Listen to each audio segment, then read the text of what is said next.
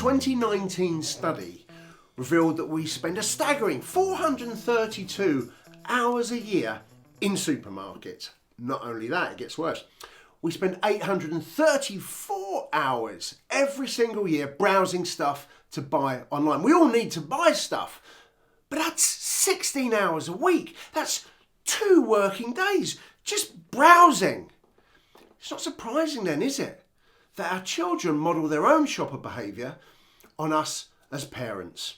All children develop differently, and it's probably fair to say that girls develop a little bit faster than boys, primarily because of their earlier language acquisition. Therefore, it's probably best not to think in terms of a linear age, but rather in terms of developmental stage. As soon as they're able, children model their behaviours on those they see around them. Parents, neighbours, characters that they see on TV. There are 5 distinct stages that children go through in their journey to become shoppers. Stage 1. They accompany their parents and they observe. Across Europe, the retail experiences of children begin almost at birth. As an example, 74% of Spanish parents say their children from 0 to 3 are involved in making decisions about which food and drink to buy. So from their very first trip to the shops, children are not only watching, they're engaged in the process and learning. Before becoming verbal, children will respond to the stimuli that surrounds them, the sound, the colour, the smells of a shopping experience.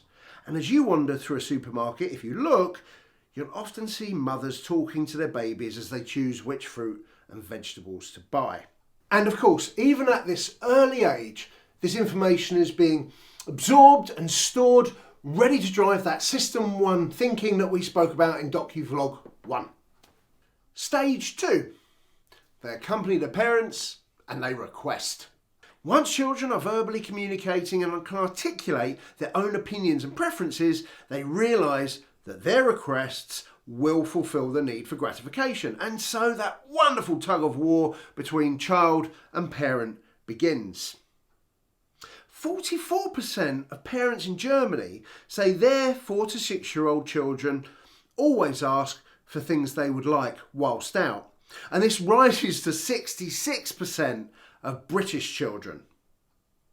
The System 1 thinking of our brain will drive attention towards familiar things, and this is one reason why the use of characters in HFSS product advertising has been banned.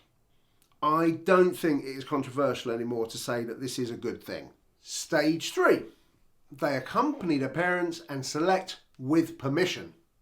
There's no question that European parents show a tendency to give in to pester power. 97% say they've done it. The other 3%, well, they're fibbers. Here's the thing. Over a quarter, 27%, bravely admit that they almost always give in. But given that dad treats 6 times more than mum, I'd wager a lot of that 27% are actually dads. But this is the stage where the first aspects of the considered shopper begin to emerge. Children know that their pester can cause pain, and they start to develop all sorts of nefarious tactics to get what they want. But parents get wise too, and they preempt the pester with a compromise. You can find one thing you'd like for lunch, or sometimes, perhaps more likely, they're going to say, you can have whatever you like, just please be quiet. The child is then able to consider what it is they are after more carefully and make a more considered decision as they have the permission of their parent. Stage 4. They accompany and make independent purchases. Now, with the growing and changing comes another shift. The children are very likely to have developed their own understanding of the value of money and the process of exchange. They're now offered a budget, perhaps a single euro or amount of their pocket money. Here in the UK, 63% of children aged 7 to 9 get pocket money of some sort, around £7 a week on average, and they manage and spend and save this themselves. And that's actually quite a lot of money. And so the children begin a process of evaluation. Selection refines and becomes even more considered. The shopper has been born. Stage 5, shopping alone. When they get to 11 or 12, the first real steps of independence are taken. And they visit their local shops, the high street or the mall, all on their own or with friends, and make purchase decisions driven entirely independently. And so it is that children graduate through their apprenticeship as shoppers. And for time immemorial, these behaviours have been passed from parent to child. And certainly nothing has changed in the last 50 years. But now, things are starting to change right around the globe. We can see that shoppers are moving away from the physical experience of shopping and gravitating towards the digital experience. Goods reserved traditionally for physical purchase are now being bought online. Of course, this is nothing new. This has been coming for years. But now, we've got this damn virus.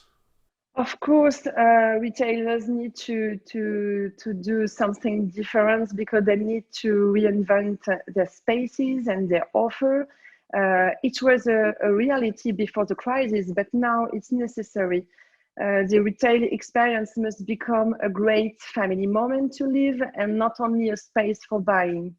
Emotional intelligence needs to take part in the retail strategy because each family wants to be considered as a human, individual human being with its own expectation, its own needs, its own customer journey. So does this mean that the shopper behaviour of Generation Alpha is not going to quite follow the path that we thought it might? Probably.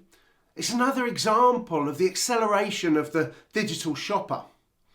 So Ken Robinson said, technology is anything that was invented after you were born. The digital native, our children, do not need to go to the shops. And why should they? Imagine being 7, dragged around the shops with your mum to get your school shoes, or worse, round a supermarket. The businesses that equip themselves to deal with the digital future will be the businesses that survive into the future. The generation that's coming through now will be the generation that locks down, I hate that phrase, but locks down the future of retail forever. If you're not on the bus when it leaves the station, you're not going to have a business. In the next vlog, vlog 3, we'll move from children to the family and how difficult it is to be one right now.